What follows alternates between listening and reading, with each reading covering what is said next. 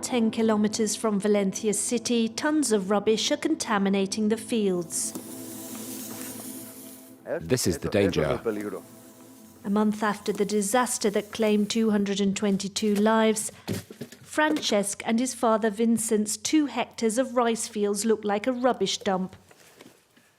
There's paint, deodorants, all that is going to get absorbed into the soil and will remain there. And we're going to have to grow with all these different types of plastics in it. Water from a nearby river flooded an industrial park before washing over their land. Some of the waste is toxic. The 2 farmers are anxiously waiting for help from the authorities to begin cleaning up. The field is in the same state it was the day of the catastrophe. I'm not frightened, I'm just sad. There's too much garbage. 76 years old, Vincent has never experienced anything like it. I never imagined something like this. I've experienced several floods, I've lost harvests, but this is too much at my age. I feel a bit abandoned. Vincent's lands are part of the Albufera, a nature reserve spanning more than 21,000 hectares, one of the country's largest wetlands. A few kilometers away in El Palma, villagers worry about the pollution invisible to the naked eye. The fishermen have even taken their own samples from the water to analyze. The tests show the water contains high levels of feces in it. Yes, whether we like it or not, the sewage water from the villages north of the park are flowing into the Albufera. Some purification plants are not 100% working or are out of service. The sanitation network has also been affected. All that needs to be quickly repaired to avoid a far greater disaster.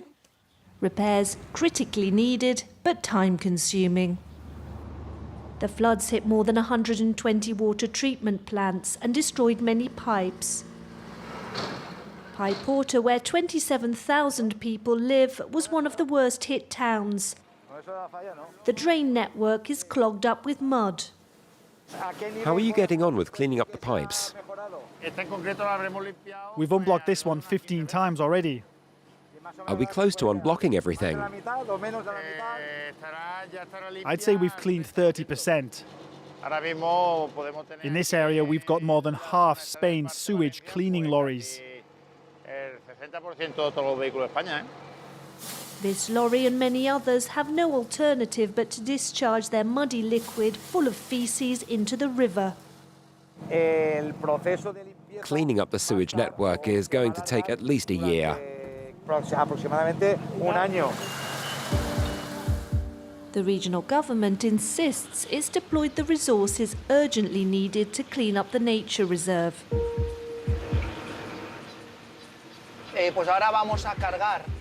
We are going to fill up my lorry with waste that an excavator will remove from the park's canal. So far, his team has removed 750 cubic meters of rubbish. Just 1% of the volume now polluting the Albufera, according to one study. Take the rubbish bags marked plastic. There are just 18 local authority workers removing rubbish. Juan José is their supervisor.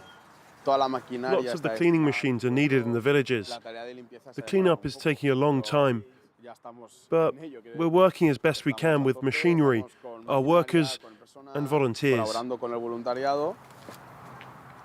The region has announced €100,000 to clean up Albufera.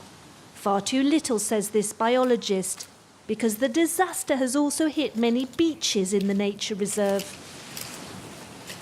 It's as if there were a big fire, and we'd sent one fireman with a fire extinguisher, and we're saying, we've sent the firefighters. The resources deployed are completely insufficient. Jimenez has spent the last month examining the waste at Albufera. The problematic waste are these microplastics. They are very difficult to clean up, and they can affect the fish and the sea. To back up the regional government and help clean up the nature reserve, Valencia City Hall has just offered €8 million from its budget.